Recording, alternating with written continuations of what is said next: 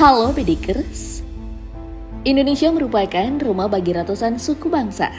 Setiap suku memiliki ciri khas dan kemampuan tersendiri. Suku Dayak terkenal dengan kemampuan menyembuhkan dan ilmu kebalnya, seperti yang kerap dilakukan oleh Panglima Jila dan Ida Dayak. Lantas bagaimana keduanya memanfaatkan kemampuan yang dimiliki? Mari kita bongkar.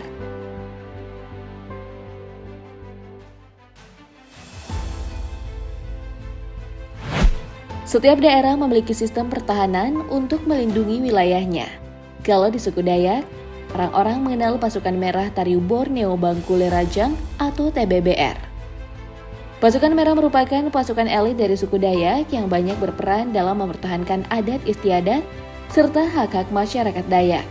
Sampai saat ini terhitung ada sekitar 15.000 anggota pasukan merah Dayak yang tersebar di setiap wilayah di Pulau Kalimantan. Pasukan ini dipimpin oleh Panglima Jila atau Pangalangok Jila. Panglima Jila lahir dengan nama Agustinus Jila. Anak pertama dari 6 bersaudara ini adalah cucu dari seorang panglima yang sangat terpandang pada zaman kerajaan.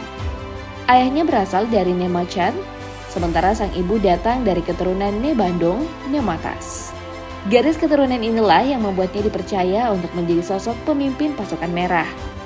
Walau merupakan keturunan pemimpin yang sangat bersahaja, masa kecil Panglima Jila terbilang kurang beruntung. Kedua orang tuanya hanya petani miskin. Tak jarang, sang ayah harus pergi ke tempat yang jauh untuk mencari nafkah dan menghidupi keluarganya. Sebagai anak pertama di tengah hidup yang serba kekurangan, Panglima Jila seringkali mengalah kepada adik-adiknya mengenai makanan. Di saat para adiknya makan nasi, ikan maupun lauk lainnya, Panglima Jila rela hanya makan singkong untuk mengganjal perutnya. Alhasil, Panglima Jila yang masih belia harus mengalami busung lapar dan gagap bicara sampai usia belasan tahun. Lahir di keluarga yang kurang mampu membuat Panglima Jila tidak bisa menempuh pendidikan yang layak. Ia hanya bisa bersekolah sampai menamatkan pendidikan di sekolah dasar. Kendati demikian, Panglima Jila memiliki keahlian dalam mengobati, menolong, dan memulihkan orang. Ia juga merupakan panyangahat atau mediator yang dipercaya untuk menaikkan doa maupun permohonan kepada Jubata atau Tuhan. Hanya orang-orang terpilih yang mampu melakukannya. Panglima Jila merupakan salah satu di antaranya. Selain itu, Panglima Jila juga dikenal kebal dari senjata tajam. Ia menunjukkan kemampuan ini di berbagai kesempatan dengan melakukan atraksi menyayat tubuh dengan mandau. Terlepas dari kesaktiannya, Panglima Jila merupakan sosok yang sangat dikagumi anggotanya. Ia mampu merangkul generasi muda suku Dayak untuk memperjuangkan harkat dan martabat suku. Sebagai seorang pemimpin yang sukses mengangkat dan mempertahankan tradisi, adat, dan budaya Dayak agar dicintai oleh para generasi muda. Alhasil, keberadaan suku Dayak tetap terjaga dan lestari. Sosok ini selalu berdiri di barisan terdepan untuk memperjuangkan hak masyarakat yang hendak dirampas pihak lain. Ia pun kerap dijadikan simbol perjuangan dalam mencari keadilan di tanah leluhur. Itulah mengapa Panglima Jila sangat dikagumi dan disegani. Walau dikenal tangguh dan sangar, Panglima Jila menyadari bahwa semua hal yang melekat pada dirinya hanyalah titipan. Oleh karena itu, ia tetap menjadi pribadi yang rendah hati dan tidak semena-mena. Tidak bekerja sendiri, Panglima Jila melakukan seleksi ketat bagi setiap orang yang ingin bergabung dalam pasukan merah. Sejumlah persyaratan dan tahapan seleksi harus dilalui. Selain seleksi kemampuan fisik, anggota pasukan merah harus rendah hati, berasis yang benar, tidak radikal, serta menjadi garda terdepan untuk menjaga keutuhan negara kesatuan Republik Indonesia. Tariu Borneo Bangkule Rajang adalah salah satu organisasi masyarakat Dayak yang fokus dalam hal pelestarian budaya, juga berperan sebagai benteng pertahanan terakhir bagi masyarakat adat Dayak. Nama Ida Dayak mulai ramai dibicarakan sejak video tentangnya muncul di berbagai platform media sosial. Dalam video-video yang tersebar, Ida Dayak memperlihatkan kemampuannya dalam menyembuhkan berbagai penyakit, mulai dari meluruskan tulang yang bengkok, keseleo, hingga salah urat. Ada juga video memperlihatkan Ida Dayak sedang menyembuhkan pasien yang tadinya tuli dan bisu, menjadi mampu mendengar dan berbicara. Ida Dayak berasal dari Pasir Belengkong, Kabupaten Pasar. Perempuan kelahiran 3 Juli 1972 ini memiliki nama asli Ida Andriani. Nama Dayak tersemat di belakang nama panggilannya karena ia kerap mengenakan pakaian adat dari suku Dayak ketika melakukan pengobatan. Selain pakaian, Ida juga mengenakan aksesoris kepala khas orang Dayak. Meskipun lahir di Lombok Timur, Nusa Tenggara Barat, Ida Dayak berdomisili di Cibinong, Bogor.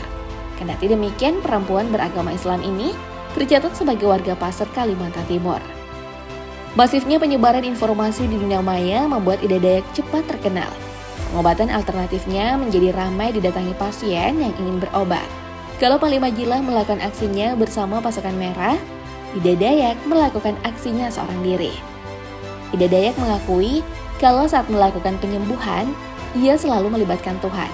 Kalimat tauhid dan kalimat basmalah kerap ia lantunkan saat mulai melakukan pengobatan.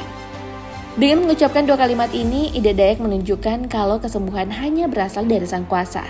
Tak hanya mengobati pasien dari kalangan masyarakat biasa, Ida Dayak juga telah mengobati pasien yang berasal dari unsur TNI dan Polri. Ia bahkan pernah diundang beberapa instansi pemerintah dan pejabat. Ia juga pernah melakukan pengobatan di Denpom Devip 1 Kostrad untuk masyarakat di wilayah Bogor pada 26 sampai 28 Maret 2023 kemarin. Sebelum terkenal, Ida Dayak kerap berpindah dari pasar ke pasar untuk membantu para warga dengan pengobatan alternatif miliknya.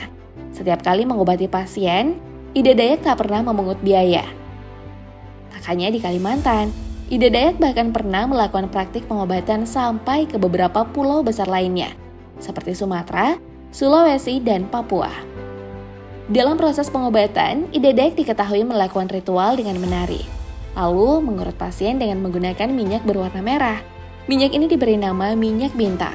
Minyak bintang sendiri merupakan obat yang kerap digunakan orang Kalimantan sejak masa perang dahulu.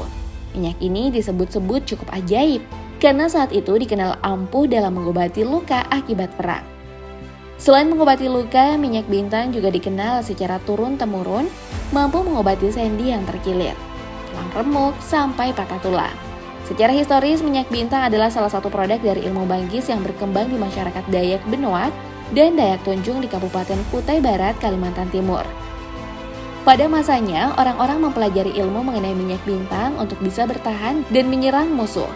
Ilmu ini menjadi populer untuk dipelajari karena saat itu sering terjadi peperangan antar suku. Ilmu minyak bintang dapat diperoleh dengan cara dibeli atau tunai sebesar 5 sampai 10 anta. Di masa itu, nilai ini tergolong sangat besar. Jadi wajar saja kalau hanya sedikit orang yang mampu memiliki ilmu ini. Itu tadi sekilas pembahasan mengenai Panglima Jilah dan Ida Dayak. Keduanya memiliki kemampuan dan cara yang berbeda. Namun keduanya merupakan representatif suku Dayak yang kuat, berdedikasi, dan kerap menolong orang lain. Menurut kamu bagaimana, Bedikers?